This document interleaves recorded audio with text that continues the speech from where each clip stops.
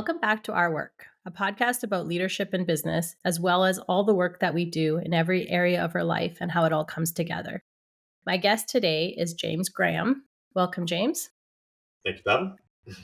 So, James is the CEO of Scalify OS, an organization that's helped founders become high-performing CEOs and really help them scale business without the chaos. He specializes in leadership, strategy, and systems. He's a certified coach, has an MBA from the Ivey School of Business, and a certification in AI from MIT. All right. So I just thought we would get started with a little bit about your path and how you got to this place as the founder and CEO of Scalify. Sounds good. Do you want the long story or the short story for this? Give me all the important parts of the long story. All the important parts of the long story. Okay. So, yeah, I've got a passion for entrepreneurship. And I was thinking about this question earlier. Where that came from. It goes all the way back to when I was a teenager. My dad encouraged my brother and I to start a little business around our cottage. And because he was handy, he taught us a few things, and he thought you guys should make money repairing docks around the lake. And so my brother and I got in our little tin boat, drove around the lake, cottage to cottage, asking homeowners if they wanted a 13 and 15-year-old to repair their docks. We landed some business, and that turned into kind of a summer job for us every summer in high school. So that was kind of my first exposure to entrepreneurship. And from there, it kind of snowballed from there. So through that, I kind of learned kind of the hustle of entrepreneurship, what it took to get clients and make some money. And then I became a franchisee of an organization called College Pro Painters. So I ran a painting franchise for College Pro in the summer and used that as a way to pay for university. That organization, whereas the doc thing kind of exposed me to entrepreneurship, that organization exposed me to systems, leadership, training, all the things that are really important for a business to actually succeed. And did that for a number of years and paid for university. Went back to school, did my MBA because my undergrad wasn't in business, and I felt like I needed a business degree, so I did my MBA at Ivey. And then eventually I started my own brand, my own company called Fresh Painting. It was a painting company in Toronto. I grew that. And I had these huge plans to take that across Canada and make it into a massive company to scale it up. Things changed a little bit when I had kids. So I had my first kid, and I had, as you do when you have your first child, your perspective on the world changes a little bit. So I had been an entrepreneur and had been working entrepreneurial hours, nights and weekends, things like that. And now all of a sudden I had a baby at home, and I felt this urge to stop doing that because I didn't want to be a father that wasn't around. I wanted to be there for my kid. Didn't want him kind of looking at the back of my head as I was on the computer. And so I sold my business. I sold that business and then took a corporate job with an organization called O2E Brands, which is the parent company of 1-800-GOT-JUNK. And I was there for 10 years. And 1-800-GOT-JUNK and O2E Brands taught me a lot more about business and just working with different franchises, working with hundreds of franchises and leaders across that organization. Taught me so much in terms of how to build up a really good brand and a really great business. And that's where kind of the scaling stuff came in. And 10 years into that, 10 years go by, I had a few other kids, and they're a little bit older now.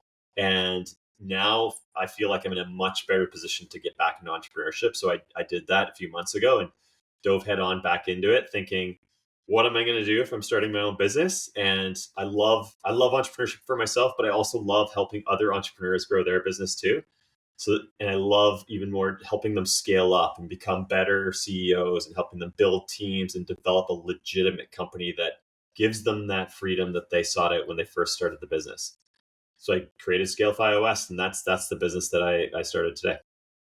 Okay, fantastic. There's so many parts of that story that resonate not just with me, but a lot of the different guests that I've talked to over the last couple seasons of Our Work.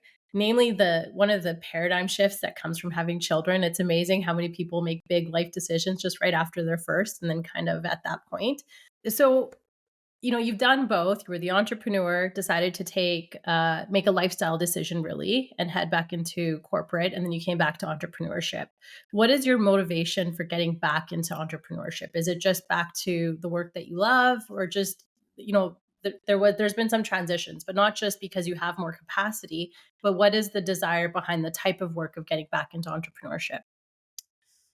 There's a couple things. So the first thing is I just love entrepreneurship. I love everything about it. So not just for myself, but for the people that I work with. So I love talking to other entrepreneurs about their strengths and their opportunities and how they can grow this thing and achieve those dreams that they sought out to achieve in the first place. I love that type of work. So, and I was doing that for the 10 years that I was with O2E Brands and When It Got Junk, working with franchisees. It's a lot of the same type of work, and I love that type of work. Um, but I would say, like everybody that comes to me who is looking for support, I want to live my best life. And I feel like that's what every entrepreneur wants to do is live their best life. That's why they're doing it. It's not easy work, entrepreneurship. It's a lot, it's a grind, and you have to put in a lot of hours, and you've got to build this thing up, and you've got to make some really great decisions in terms of setting it up in a way that supports the life you want to live. And I love helping people do that, and I want that for myself. And so, an entrepreneurship is the way to get that in terms of leading your best life. And so the objective of Scalify OS really is to help founders and leaders find ways to really grow their top line, their revenue. Is that correct? I'd say it's more than just top line revenue. So Hmm. when people think about scaling, absolutely they think about growing top line revenue. That's part of it for sure. But there are a few different approaches that you can take in terms of scaling up your business. Scaling up doesn't necessarily mean you're growing top line, although that will probably come along with it. For me, what it means more is scaling up the value of your business. So when I first start working with clients, the thing that I like to base all of my coaching work around with them is what's the value of your business today and what is the potential value of it if we change a few things in your business. Oftentimes through that work, what we realize together with the client is that you can, without even growing top line revenue, you can increase the value of your business, oftentimes doubling the value of the business. So, what it's worth in the marketplace, double it just by changing a few things. And so, scaling up, well, a lot of the time it does mean increasing revenue. And I do that with my clients. We base it all around the value of the business because if you're increasing the value of your business, then you're doing a whole bunch of other things in the business that allow the business to operate so much smoother and give it the capability to scale that top line revenue in the end. In the conversations that I've had both through the podcast and just through my career, organizations or founders are looking at a variety of different motivations for growth or for scaling up. I've heard entrepreneurs and leaders saying that they want to essentially increase value or bottom line and top line growth in order to increase their attractiveness for sale, typically to private equity. I've heard that example. Uh, a lot of businesses are looking to grow, like kind of growth is almost a byproduct of them diversifying their core offering in order to mitigate risk around the economy and demand for their core offering. I've heard growth for the sake of growth. I want to grow, but maybe not necessarily a core reason as to why. What are some other motivations that you're hearing from founders and leaders as to why they might want to really aggressively take on a growth or a scale up strategy? Yeah, I would say it comes back to when you asked the question about what motivated me to get into entrepreneurship again. That's it. It's the leading their best life. That's what it comes down to in the end. So I would even say that in some of those other examples that you bring up from other people you spoke with, where they're looking to grow for the sake of growth or top line revenue or to compete in the market, things like that. The real reason behind that is to lead their best life. Because again, really hard work getting into entrepreneurship, but it can provide a lot of freedom if you do it right. A lot of people are challenged with how to create that freedom in their business, And so that's part of what I help them do. Growing the business, competing, growing top line revenue, increasing profit are pieces to this puzzle. Increasing the value, a lot of things that I focus on as well, is another thing that gives you that freedom. Removing yourself from the business so that it can operate in your absence is a big one that helps create that freedom. But it's all about helping people lead their best life. And I would say 100% everybody that comes to me and everyone who's a client of me today, that's what their objective ultimately is. And what does lead your best life mean to you? I'd imagine it means something slightly different to anybody that you might be connecting with. Yeah, so for me, as you know, I have 4 kids. I want to be there with them. I want to do things with them. I want to experience life with them.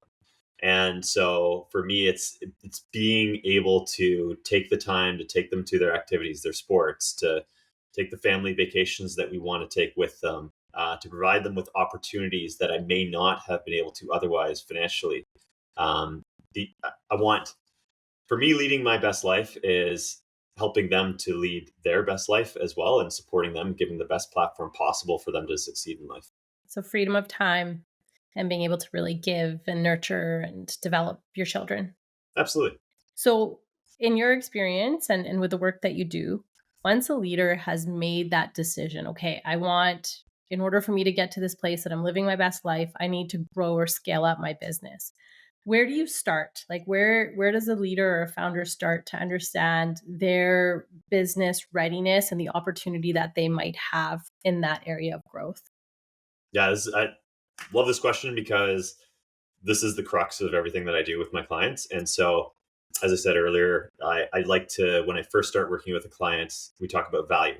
And I even do that before they become a client. We talk about value of their business, and give them an assessment of where they're at. And we talk about all the opportunities they've got to grow.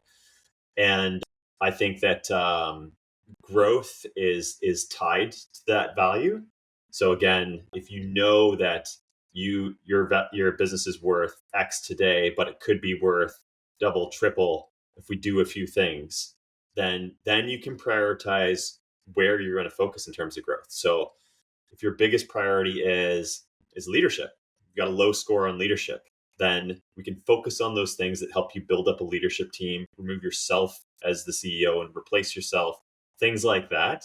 They're going to help give the business more value. And as a result, build it up in a way that makes it easier to scale. So summarize that, a value is tied to the health of the business. And if the business is unhealthy, it's really hard to grow it. If it's really healthy, then we can grow it fast. You've obviously worked with a significant number of organizations, whether it was in your prior role or today with Scalify OS. What are the common deficiencies that you're seeing from a value perspective? Like, what is that low lying fruit? These very common issues that you tend to see on a regular basis. The first one, I just mentioned it, and that's why I mentioned it, because it's always top of mind, is leadership. So a lot of the time, leaders, first of all, if you're heavily involved in the business and the day-to-day operations, then the value of your business is quite low. Because if I were going to buy your business and you leaving the business means that the business would fall apart, then the price that I'm going to give you is a lot lower than it would be if it didn't fall apart, if I bought it. If I could buy it and it's turnkey and it keeps operating, generating that revenue every single month, then the value of it goes up. So leadership in terms of the founder and CEO of the company is probably the number one. And then secondly is their leadership team themselves. So having the right leadership team in place and contingency plans in case one of those leaders leaves, somebody can move up. Super important to, again, maintaining the operational efficiency of the business in the event that something happens, somebody leaves, you get bought out, and then somebody leaves as a result of that. So I think, in my experience of what I'm seeing with my clients, leadership is the number one. And close second would probably be around productivity, meaning the systems that they have in place to operate the business. There's an awesome book called The E Myth, which I was exposed to at 1-800 Got Junk. Brian Scudamore, the founder of Got Junk, really passionate about the E Myth and based a lot of the business around that book. The E Myth is all about building systems in your company. and automating a lot of things so that it can scale, kind of based on what McDonald's did. And if you don't have those systems in place and they're just in your head, then it's really hard to scale the business. And again, if you leave, then those systems go with you. So having those documented, well known within the organization, and constantly operating in the same way every time repeatedly is really important. So that would be the kind of close second behind leadership. It's interesting because your findings are really parallel with everything I've heard from leaders, whether they're leading a multinational corporation or their own business. It comes down to two things, and that's people and process. And if you have good people, you can get away without really good processes for a period of time, but it's contingent on that person being there. And if you have good people and get good process, you really like that is the roadmap to excellence in business from everything I've heard. 100%. I wanna talk about systems in a minute, but just talking about leadership. So what is the epitome of good leadership? What are some of those characteristics and traits? Like you kind of talked about maybe the outcome of good leadership, right? The outcome of good leadership is that person doesn't need to be there. They can walk away and their business will still run. But what are some of those really common traits and characteristics and maybe behaviors and styles that you like to see that tells you right away, that's evident that there's a good leader in place? Mm, good question. So I've worked with a ton of different leaders. My last role when I was at Oattree Brands, I was leading a program which taught leaders how to lead through the skill of coaching. So doing Mm, similar work that I do right now with my clients, it's rather than leading by authority, which is telling people what to do, and that's kind of the classic way that we've been brought up in terms of how to lead people. It's leading through coaching. So leading in a way where you are constantly curious. You're asking questions to the people that are reporting to you. You're bringing them in to collaborate with you on what direction we should go next. You're bringing them in to build the strategy with you. Um, and empowering them so that they can make decisions in your absence or even when you're there. And so I think that the best leaders, and I've had the pleasure of working underneath a couple of these types of individuals, is that those people are great at empowering others to lead themselves. So it's not that I know everything about leadership here and I know the direction of the company and I've built the strategy and everybody fall in line. It's how do we do this together? Like, this is where we want to go. Is everybody in agreement with this? Yes. Okay. So how do we get there? What thoughts do you have? And building that together. Those that's the number one thing I think in terms of leadership. And those types of leaders create really great alignment with their teams, which creates good culture and creates an amazing strategy and a plan for growth and great buy-in. So everybody's pulling together and the company grows as a result. amazing. Yeah. Curiosity, collaboration, empowering, alignment, and culture. Yeah, these are all very common themes. And it's so interesting to me. And I think you and I might have chatted about this the first time we connected is traditionally leadership was thought to be very authority based. And Mhm. things are changing very, very quickly. And I think that some of those old definitions of what good leadership look like are not working anymore. And it's been interesting watching the evolution as to how that changes, how we move more from like an authority based leadership style to more trust, really. Absolutely. And it makes so much sense. I mean, you hire one of the things that everybody always says is hire great people. Um, Yeah. and if you're hiring great people and these are really smart people, then let them be really smart and really great. When they're under an authority based leadership style, and you're telling them what to do, you're not giving that ability their ability to exercise the things that they're really good at. And so just let them do that. Yeah, no, absolutely. Yeah, it's like we want people to be brilliant and have good ideas and go think outside the box and challenge everything except for when it comes to responding to our leadership style. It's kind of this, yeah, we're speaking out of both sides of our mouth, really, right? Yeah. I would add one more thing too is great leaders I think are really good at great at accepting their faults and open to change, especially from those that are in the hierarchy of the organization beneath them. So great at accepting criticism, and open to learning more about that from the people beneath them or their peers and changing as a result of that.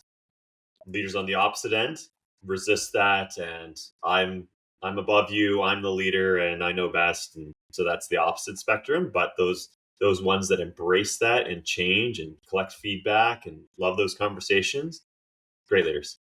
Absolutely. My last podcast before this one was with Tom Bain. Tom Bain is a president and founder, or co-founder in some cases, but founder of two significant businesses here in Saskatchewan, one Team Power Solutions, one Rayhawk. They do autonomous rail. And the amount of feedback I've received from the conversation I had with him, he's an exceptional leader.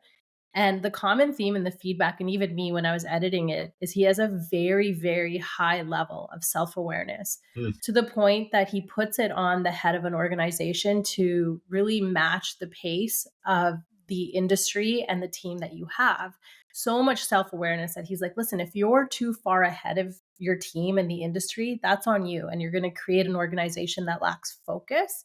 mm. And if you're too far behind, then the organization is going to lose the pace of at which it needs to work. And I just thought that level of self-awareness to really carry, it's so much weight to carry on your shoulders, but really to match the pace of where you need to take your business and carry all that on your shoulders. Not only does it take high levels of responsibility, and I think that's what you're talking about now, but also high levels of self-awareness to kind of understand, receive criticism and the right type of feedback as to how you're performing and how you're doing and how you're leading, and also have enough awareness to maybe filter out the feedback that doesn't have the right motivations for the best interests of the organization you're leading.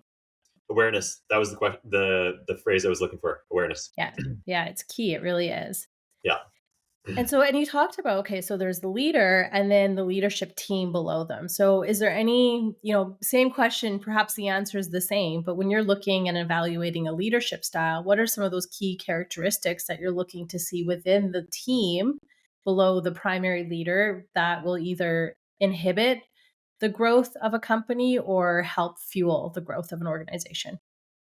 Yeah, I think it's pretty close to what I had described in terms of the top person at the top. I think that trickles down to every leader. I think the most important thing is that whenever you're leading a team of some kind, you've got to bring them in into as much of the decision making as you can. So when I work on one of the things a big thing that I do with my clients is work on a strategy, so a plan to get your business from A to B. And one of the things that I work with them on and encourage them to do is to bring their team, their leadership team, into those conversations. So bring them in. What are their thoughts? Because A, they will make the strategy better if there's more people that are involved in the business, involved in the strategy. And B, it creates alignment and buy-in.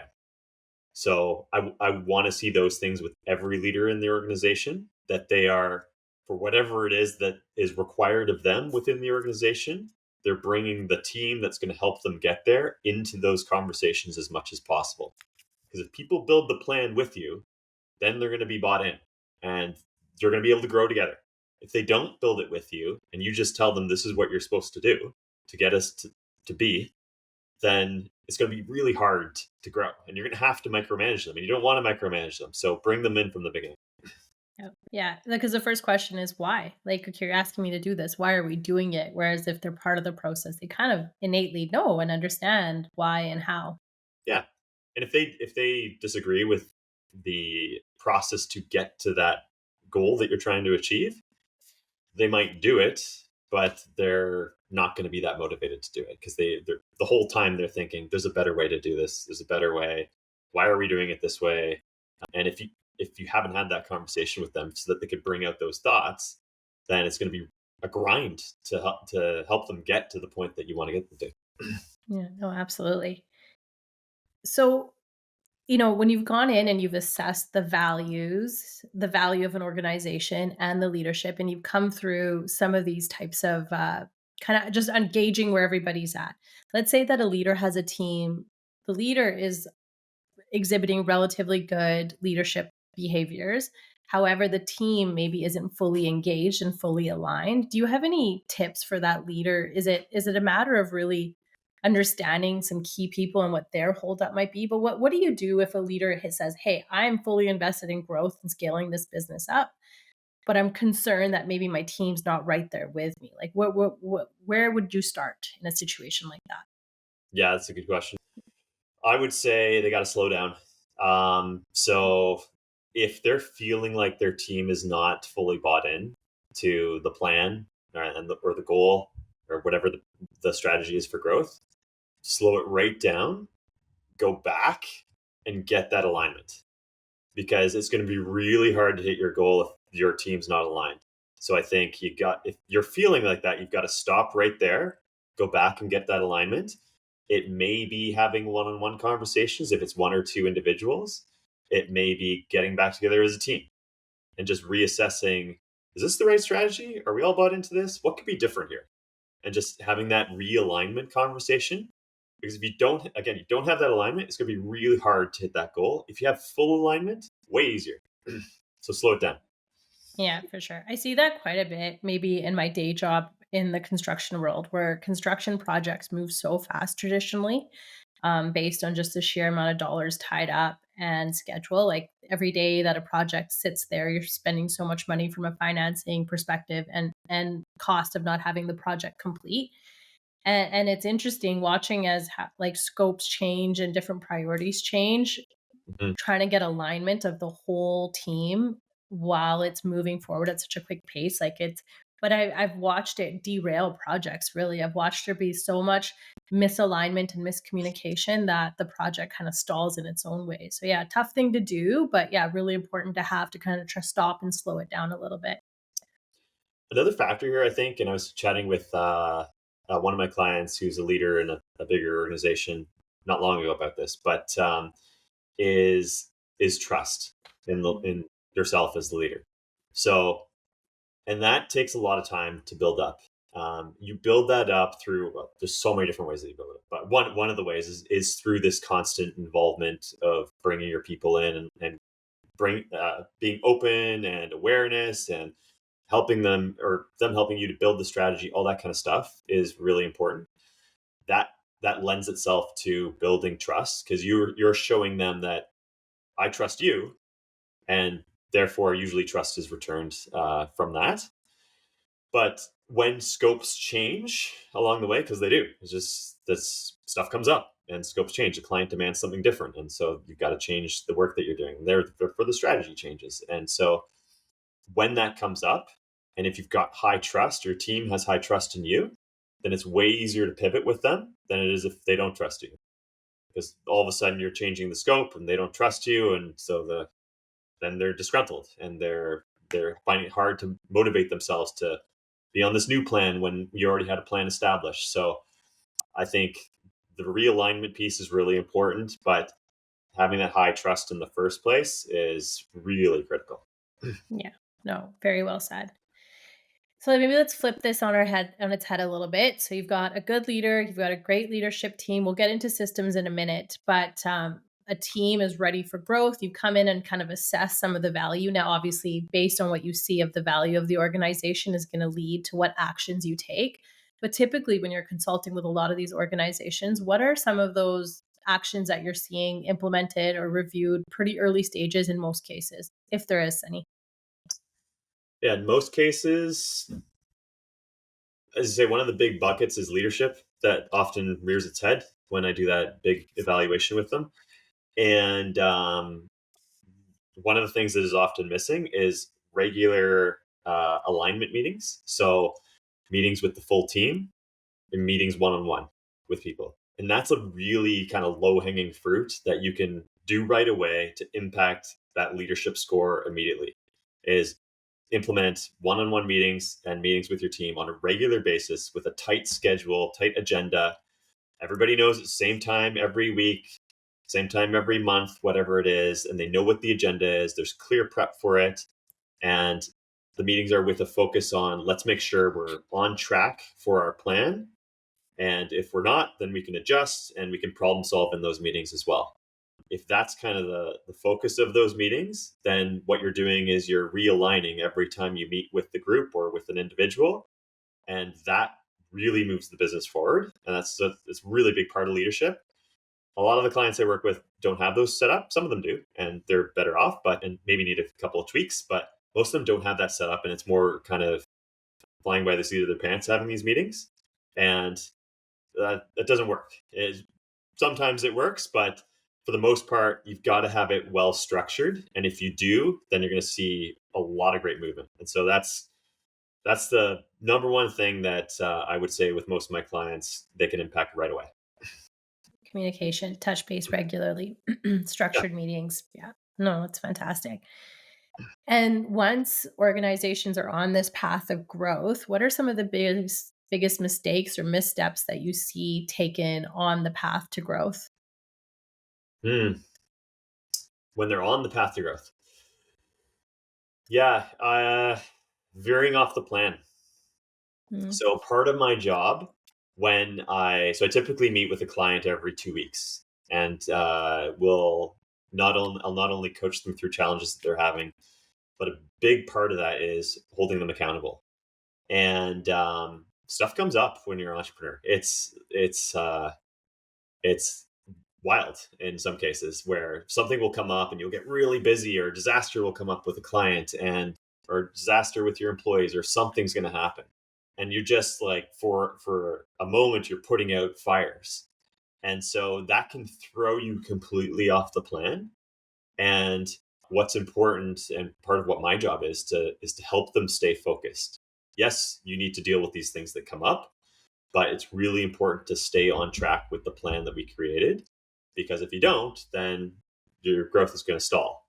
But if we can make sure that you deal with that thing and keep you on track, then you can keep that going. Without that, I find that entrepreneurs go way off the plan and sometimes they never come back. mm. Yeah, distractions, I always call those. Like, it doesn't matter really what strategy you have. In this case, we're talking about growth strategy. But I do find, again, the pace of business can be so quickly, especially the larger you are. There's more to react to, but sometimes they're really just distractions. Yep, absolutely. There's a lot to react to. And there's a million things that you can do on a daily, weekly, yearly basis. And it's about picking the ones that are the most important right now and saying no to the ones that you can save for later. Yeah, it's just good life advice as well, especially when you have like kids and careers and things like that, right? Like stick to the plan because every little thing, every step of the way can throw you off your path. Absolutely. Okay. From leadership to systems, talk to me about kind of like the same kind of evolution of how the conversation's gone is like, what are you seeing commonly in gaps for systems and organizations? What are you implementing really quickly to get some quick improvements right away from a growth perspective? Talk to me about systems and what that looks like. Sure. Yeah, I would say the biggest thing that when it comes to systems that I end up working on with my clients is usually around sales and marketing. So, what I have learned in my career is that that's probably the most important place to have systems, because you need sales and marketing to be humming along, generating revenue on a regular basis, a predictable basis, if you want to scale your business. You can't just rely on yourself networking, for example. That's not predictable. You could get, a bunch of customers in a month. You could get none through networking. But you need to have a predictable way to generate sales every month through marketing and your sales process. And in the sales process in particular is probably the most important place to have a system that's just completely dialed in, lots of details, steps one, two, three, however many steps there are, in terms of this is how we, from the moment we first start talking to a customer till when they're actually landed and they're paying us money, these are the steps that we follow. Because most clients that come work with me in the beginning, I shouldn't say most, but a lot of them are involved in sales still, and so the business is reliant on them completing the sales process to land new clients. And that dependency is dangerous for, again, the sake of the value of the company. they have to go and hire salespeople to take over that process. And they can't do that unless they have a system that's dialed in. Um, if you have a system that's dialed in, then you can go out and hire somebody that's just a really great fit for your company, has a really good personality, really great with customers. I would argue people that have been in customer service before are probably the best people, not salespeople. So you don't hire salespeople. You hire people that are just great with customers. Give them the sales process as long as they're open to learning and receiving coaching from you. Then you can coach them and teach them on that sales process, and it'll work. So that, to answer your question, would be usually the number one place that we start building systems is around marketing and sales. And defined business process, external software solutions, Yep. what type of, yeah, all of the above? Yeah. So again, the probably the number one in terms of tech that I talk about with my clients is a CRM of some kind. Some of them have operated on a spreadsheet for a while, and which has been fine because their business has been smaller, and so that they didn't really need a full-on CRM. But you get to the point where you can't manage everything in a spreadsheet, and so you need a legitimate CRM. And if you're hiring salespeople, you need them to be able to access the CRM and capture notes and things like that. So a good CRM is something that's essential. Okay. Every time I use an acronym in my podcast, I get so many notes. So I'm going to ask you to explain what CRM is, please. Sure. Customer relationship management is CRM, and so it is what it sounds like. So you all your customers are inputted it. You're managing the relationship with them from start to finish. So the moment they reach out to your company, make contact with you through whatever marketing sources, through the entire sales process till when they become a client, and even beyond that, while they're still a client, because there's opportunities to resell and keep track of what's happening with whatever project's going on with them. So it's the start to finish relationship with every single customer. Thank you. Let's save me a few emails. So anything else, like obviously very revenue focused, CRMs, different sales types, tools, and really establishing process. I just think the simple step of like establishing a sales process would probably benefit a lot of small to medium sized businesses that I've come across. But Yep. is there anything else that comes to mind when you think about systems and implementation there? I think you need systems for everything. So again, I referenced the book, The E Myth, earlier on in this conversation. That's a really good book for systems. Michael Gerber, he was on fire when he wrote that book. He wrote a bunch of other books, and they're not quite as good. But The E Myth, he just knocked it out of the park. It's all about. He talks a lot about McDonald's in that book, and if anybody's seen The Founder, that movie is a really good watch for anybody thinking about systems because there are systems that are created in that movie that are right down to these are the steps for building a Big Mac. And this is why you only have one pickle on the Big Mac. And he's very intentional about that kind of stuff and very detailed. And that's the level of detail you need to get to with systems for every aspect of your business. Yeah. Regardless if you think it's not necessary or whatever, you need to get down to that point because eventually you won't be the one managing that aspect of the business and you need to be able to hand it off seamlessly to somebody else. Yeah, makes sense. My husband, who, like, again, I'm biased, but he's a very successful mining executive, and he worked at McDonald's in high school, and he still talks about when he talks about onboarding and he talks about bringing on new staff and processes. He always references his starting job as McDonald's. Yeah. So yeah, they're onto something, and that would have been quite some time ago. And there's a reason why they're massive and the one of the biggest brands in restaurants today is because of the systems that were created. Yeah, and easily scalable. Easily scalable. Yeah. Easily. So when we've talked kind of throughout the organization, whether it's the founder, president, CEO, the leadership team. What about individuals? So in the case of McDonald's, maybe not a good example because it's a corporation, but like when you're talking all the way down to the front end staff, um, is there any guidance or consulting that you do around performance measurement and incentives to get that alignment throughout the whole organization when you're talking about growth? Yeah.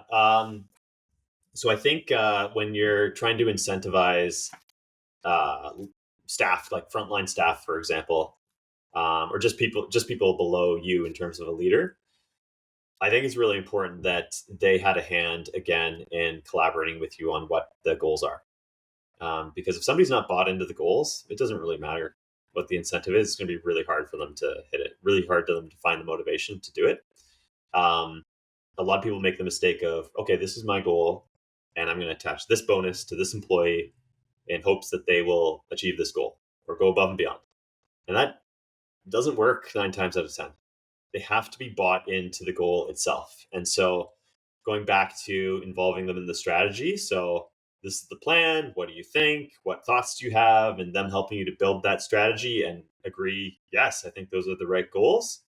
Then you can have the conversation of, okay, well, if we were to exceed this goal by 10%, what if this was in it for you? A little incentive for them. And if that motivates them, great. Then that's the right motivator for them. But in the absence of that conversation, I think it's really hard for employees to find incentive to do the work that you really want them to do. Yeah. So you use it as a tool in the toolbox, but it doesn't circumvent needing to communicate and collaborate. Yeah, it's just without that, it's just lazy. To be honest, Yeah. it's just uh, put in the extra work up front, and you're going to get a lot more buy-in from your people. Yeah, absolutely. So I know it's relatively early days for Scalify OS, and you were a seasoned professional going into this endeavor. But is there any early lessons that you've learned throughout these months as you kind of grow and scale your business up? Yeah, it's pretty early. I just started in January with this thing, with the official launch of Scalify OS, and so there's tons of learning for sure. Still trying to figure things out in terms of my own sales process. A lot of the stuff that I had mentioned in terms of documenting and making sure that I have the system in place, I think is been reinforced with this whole process for me. So whereas previously at other organizations I worked for, there's lots of sales that were happening. And so whenever I had to build a system with myself or with the team in terms of sales, for example, then there's lots of good data and good stuff to work from and build that system out and people to engage with to build it out. Whereas now I don't have that because it's really early on and I'm still trying to figure some stuff out myself. Some stuff works, some stuff doesn't, and then you try a whole bunch of other stuff and change things. And so it's constantly evolving, I'm finding. But for me, I have found that documenting the system from the start is really important. And I'm going to change it constantly. It changes every week. I go back in it and change some things all the time. But that's okay. I think documenting it and making sure that I follow the same process and tweak where needed is really important. And that's been really helpful for me in terms of uh, repeating stuff that I know works really well for future clients and not doing things that didn't work really well for the future clients as well. So I think that's really important is documenting those systems from the beginning. Um, and if I could, drawing back to my previous experience as an entrepreneur, I would say the biggest thing that I learned last time was embracing change. And so you've got to be open to changing the way that you do things, the way that you think about things in order to scale your business. And so I try to, as I'm building this new one, I'm trying to be as open as possible with everybody I talk to in terms of different ways that I could do things and not being so rigid in terms of this is how I think I should grow Scalify OS, but bringing in ideas from other people and being open to those criticisms. Okay. Very interesting. Yeah, I'm curious to hear how it evolves over the coming months and years. So you'll have to keep in touch. I will. From an AI perspective, I always hate to ask questions about AI because I feel like the tool is really evolving. The technology is evolving so much quicker than maybe what our logical minds can kind of keep up with. But based on, because you've taken a certification in AI, this is kind of the space that you live in from a scaling up perspective. Is there any? Well, I guess first question is, what do you see? How can AI be helpful in the scaling of businesses? Yeah. Yeah, I've thought about this a lot. And I took that certification for my own purposes and also to hope in the hopes that I could help my clients figure this out as well. I wouldn't say that I'm an expert in AI by any means, but I have learned a lot about it. and have been embracing it as best I can. I think that embracing it is really important right now. When I look at it, I look at it as being similar to the internet when that first came out. And those companies that didn't embrace the internet are gone. They just are.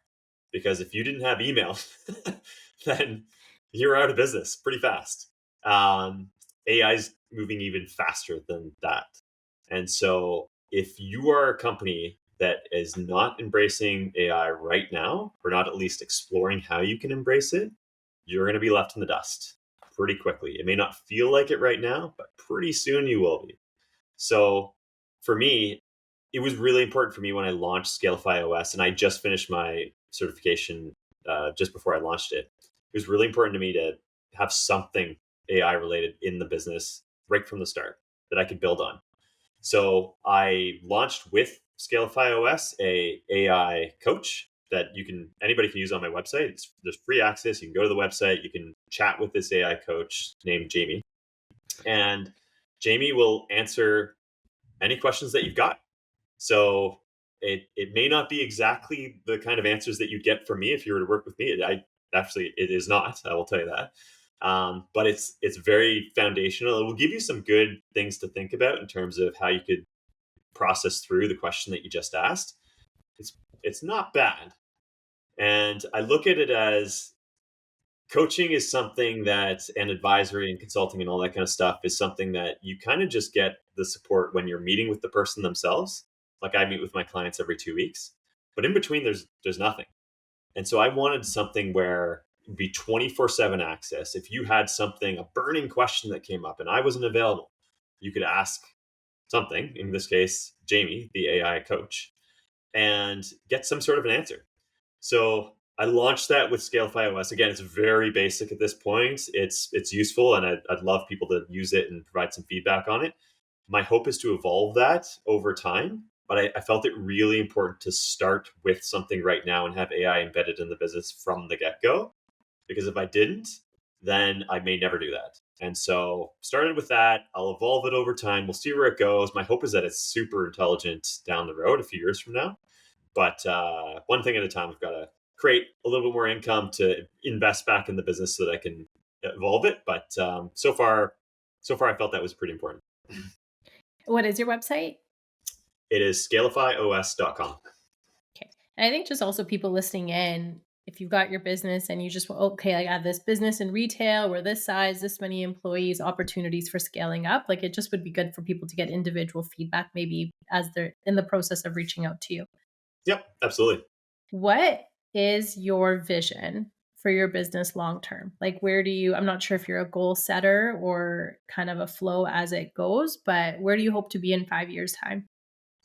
I'm a big time goal setter, and I do that all the time with my clients. So 5 years from now, I would love Scalify OS to. It's not just going to be me. Right now, it is just me advising business owners. Right now, I would love to have a team underneath me 5 years from now, where they are like seasoned professionals who are really good at what they do and have that coaching capability as I do, and can provide the high level of service that I do, or even better, to the clients that I work with.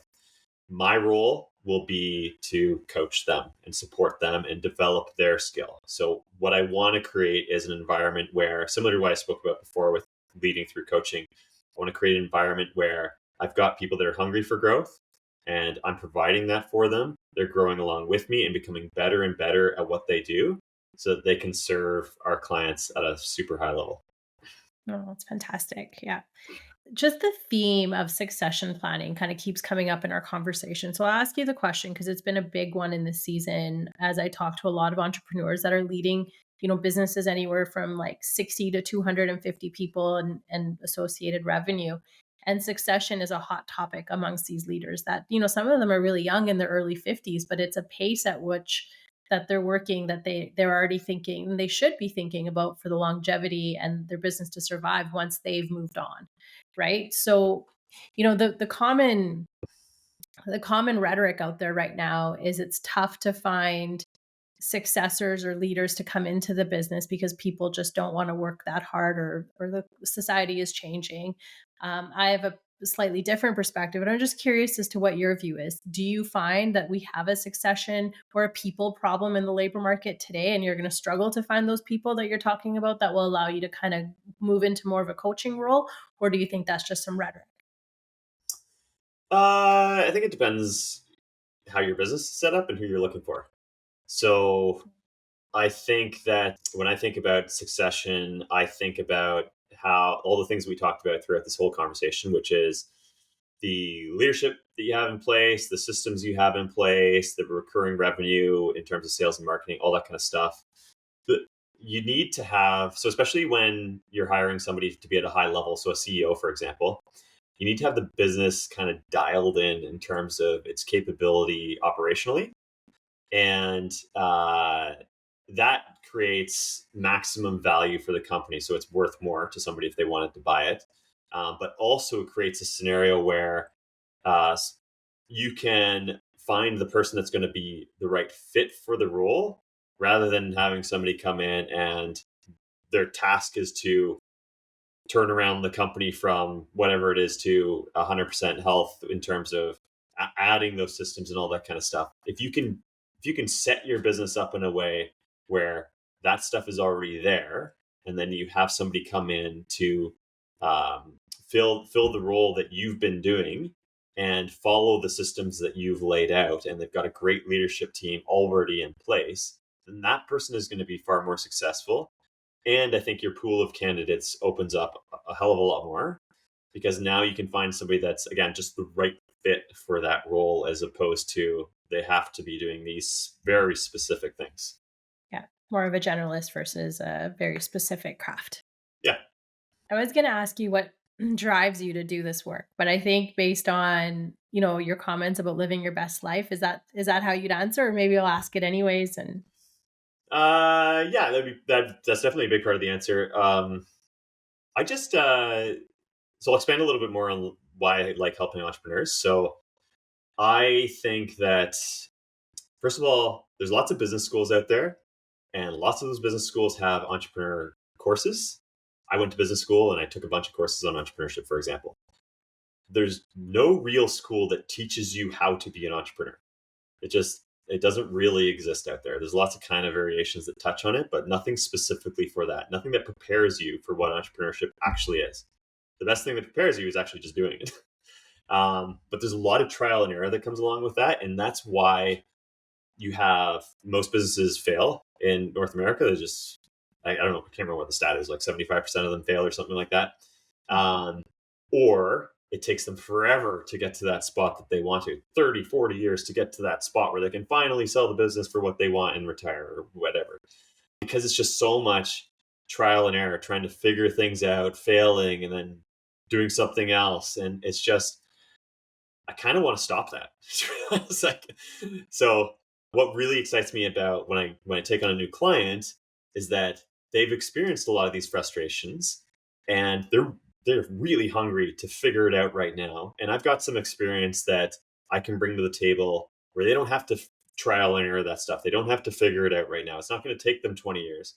Here's how you do it. I can help coach you through figuring out some stuff that maybe I don't have experience in. So I love doing that work and helping them to achieve their best life again as quickly as possible. And so that really motivates me. I just love doing that type of work with people.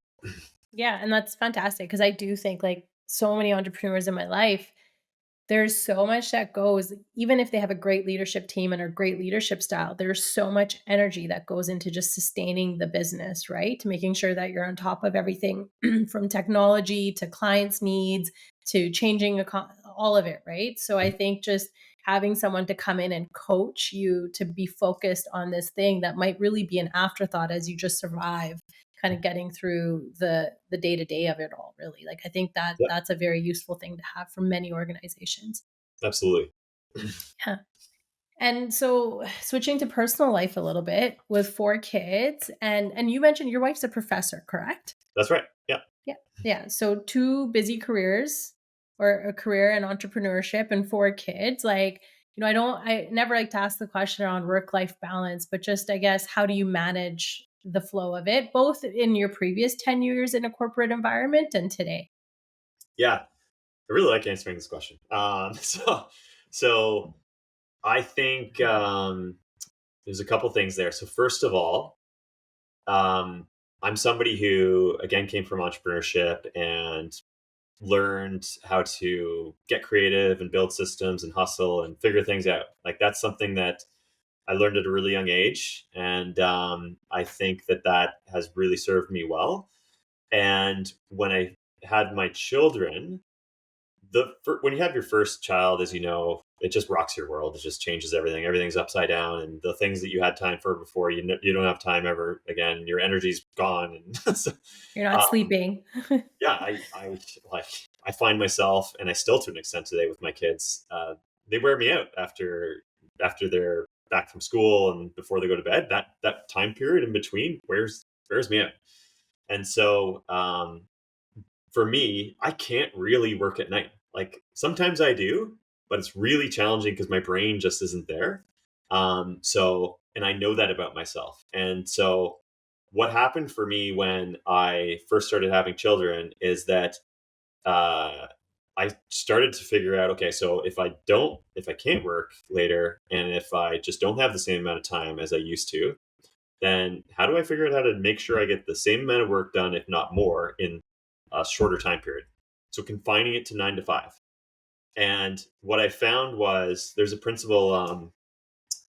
It's called Parkinson's law. Have you heard this before? Parkinson's law. No. You might have heard it referred to as block scheduling or time blocking. So that's Parkinson's law is what the basis of block scheduling is all about. And the idea. I'll probably butcher the explanation, but it's about how humans will make the most of the time that they're given. So if I give you a task to complete, and I say you've got 10 hours to complete this, you'll do it in 10 hours.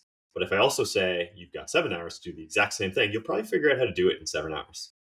And so I tried to do that as much as possible when I had children, is to time block myself to 9 to 5 so that I would have time to be a great dad and just recharge myself later as well. And that really served me well in those early days.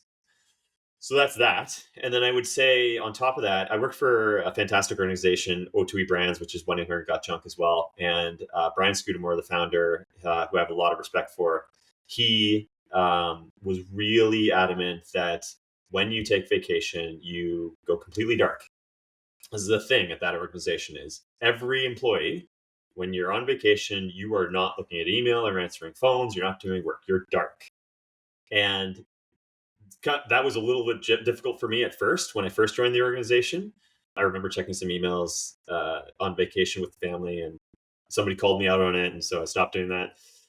That I really respected that viewpoint because he knew that you would recharge your batteries and come back in way better form than you would otherwise if you're not totally unplugged. And so a lot of respect for that. And what I learned from that experience as well is that when you completely go dark as a leader, so I had a team. When I went completely dark, that was a real test of my leadership capabilities. Because if things fell apart with my team when I was away for a week, then I've got to look internally and think about how I was leading them because they clearly weren't set up well enough to operate in my absence. And if they can't operate in my absence, what happens if I'm gone from the organization altogether? So that's a reflection of leadership, and it's a good test. And so this is a really long way of answering your question, but for me these days, I take those two things. And for me, it's really important that when I'm with my family, whether it be at night or on vacation, I am dark. And if I can't do that, then I've got to look back at my business and figure out why I'm not able to do that and change some things. And then time blocking, following Parkinson's law, super important to making sure that I'm most efficient as possible within that 9 to 5. Yeah. No, that's amazing. Like I love the podcasts that make me challenge my own way of leading or my own way of being because like in our industry where it's construction and when you're on and there's not maybe if it's minus 30 outside, you're off for a period of time, but you're generally not off. And I'm off on holidays this week. and I'm 3 days into it. And I would say I've spent 60, 70% of the time via email. Even as we're chatting today, I see my phone blowing up. And it's one of those things that we've just accepted that, hey, because of the pace of the work in the industry that we're in, we just always need to be available. Mhm. But you're right, and your leader was correct. We're not fully recharging, and if we're not fully unplugging. Mhm. So that's something that I need to maybe put some thought into, is not just for myself, but for my team. Like, how can we get to the place where that the business can run when someone takes a week or two off? Yeah. I think a lot of leaders are really scared of if my people are not available when they're on vacation, then things will fall apart. You have to let that happen because if you don't let that happen, if you don't let things fall apart, and it'll be painful in the short term, but you're never going to learn what they could do better to increase the productivity of the business and their leadership capabilities. Yeah, And they will never be able to fully disconnect. And you'll never learn those things that are so valuable to increasing productivity in your business. So I think it's really important as the leader to accept that this person's going away. It's great. They're going to recharge, and that's awesome. They're going to come back way better. Something might happen when they're gone, and that's okay. We'll figure it out and learn yeah. from it. Yeah, and you're right, because that creates more resilient organizations, right? Is when things fall apart and it's a structural issue and people step up and learn new skills that wouldn't have ever had the opportunity to do that. So you really do become more resilient. And in terms of the time blocking piece, yeah, that's definitely something I learned very quickly after I had my baby and went back to work.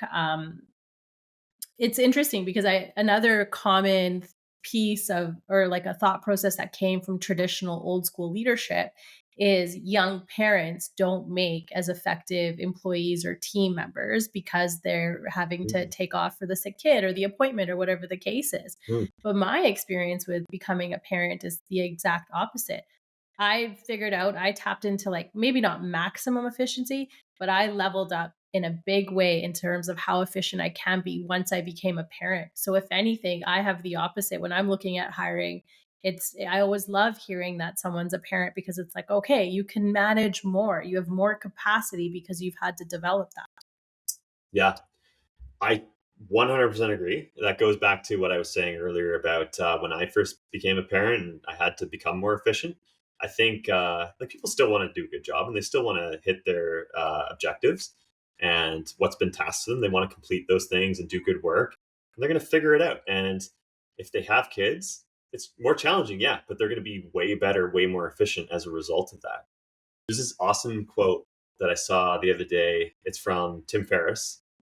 I can't remember what the exact quote is, but he said something about how if you are working long hours, nights and weekends, you're lazy, and it's a form of laziness, is what he said. And I reflected on that. I'm going, you know what, he's right, because if you are working into the night or on weekends and not you don't have time for your family or the things that you love to do, and this is what you're doing, then you haven't taken the time to set up your work properly in terms of the systems and the delegation and all that stuff. And that's lazy. So I really love that quote from Tim Ferriss. So true. Yeah, that you're absolutely right. You haven't put the thought into figuring out how to optimize it. Yeah. But people oftentimes look at that as a badge of honor. Like I worked 100 hours this week on this major projects, and that's like a badge of honor. But Tim Ferriss sounds like he would look at that and go, sounds kind of lazy to me. Yeah, food for thought for everybody. I like it. Hmm. Awesome, James. Thank you so much for coming on here and sharing the story of Scalify and the methodology. I think a lot of entrepreneurs, which is primarily what my audience is entrepreneurs, will get a lot of things to consider through the conversation. Amazing. Thanks for having me, Pam. Really appreciate it. It's been fun. Yeah, awesome. Thank you.